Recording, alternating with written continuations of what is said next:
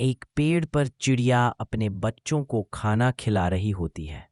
अचानक नीचे से आग फैलती है और पेड़ धुआं देने लगता है। चिड़िया घबराकर चिल्लाती है, लेकिन उड़ नहीं पाती क्योंकि उसके बच्चे बहुत छोटे हैं। तभी एक किसान दौड़कर बाल्टी से पानी फेंकता है और आग बुझा देता है। चिड़िया दिल से किसान को देखती है और किसान रोने लगता है क्योंकि किसी ने लाइक, शेयर, सब्सक्राइब नहीं किया।